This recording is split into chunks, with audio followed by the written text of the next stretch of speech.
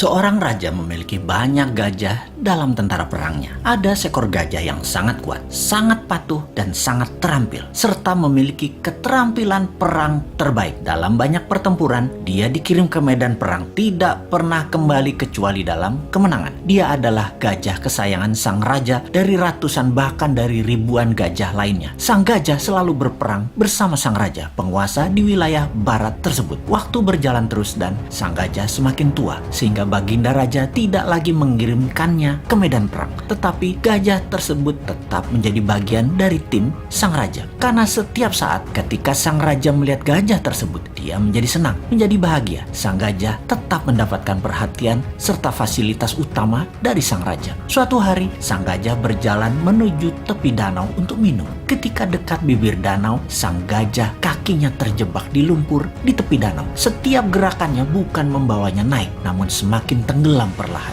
Dia terus berusaha, namun dia tetap tidak bisa mengangkat kakinya dari lumpur. Beberapa orang melihat usaha sang gajah dan tahu bahwa gajah tersebut dalam masalah besar dari nada suara teriakan belalainya. Dan berita ini pun tersebar cepat sampai akhirnya ke telinga sang raja. Semua orang panik karena tahu gajah ini kesayangan raja. Raja pun bergegas ke lokasi. Melihat gajah tadi terus tenggelam perlahan tanpa daya, sang raja memerintahkan semua orang di sekitar membantu mengangkat gajah tersebut. Mereka menggunakan berbagai cara untuk mengangkat gajah tersebut, namun tetap tidak bisa terangkat.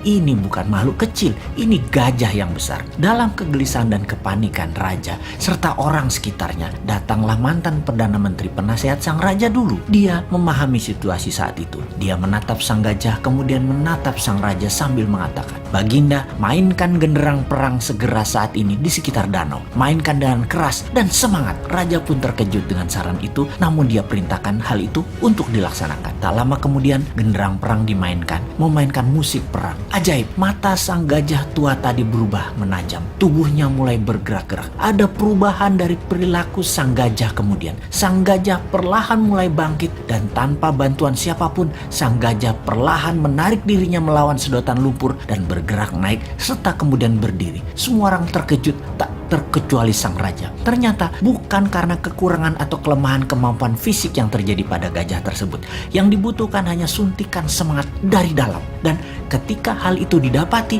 semuanya terselesaikan masalah apapun yang dihadapi. Untuk mempertahankan semangat dalam diri, sangatlah perlu sahabat semua mempertahankan tujuan hidup ke depannya di dalam pikiran bawah sadar kita. Dan jangan pernah ada rasa kalah atau menyerah dalam diri kita. Sahabat, mengapa saya menceritakan hal ini? Di saat pandemi saat ini, di waktu yang berat seperti saat ini, di saat ketidakpastian menghadang di depan, kita semua harus terus menyuntikkan semangat di dalam diri serta orang-orang di sekeliling kita. Pastikan kita semua punya visi dan misi yang jelas, purpose of life, dan semangat yang besar tadi. Pastikan ada genderang perang selalu menyala dalam diri Anda. Kita harus terus bersemangat untuk selalu sehat, makan makanan yang bergizi, selalu bersama orang yang membawa diri kita ke atas, penuh cinta dan penuh tawa. Pastikan kita berhenti menyalahkan keadaan seperti ini. Juga pastikan masalah yang terjadi saat ini yang memperlakukan kita negatif seperti saat ini tidak perlu ditakuti. Banyak hal indah dan besar terjadi di sekeliling kita. Ada solusi atas apapun masalah yang terjadi saat ini. New Mind salah satu solusinya. Dan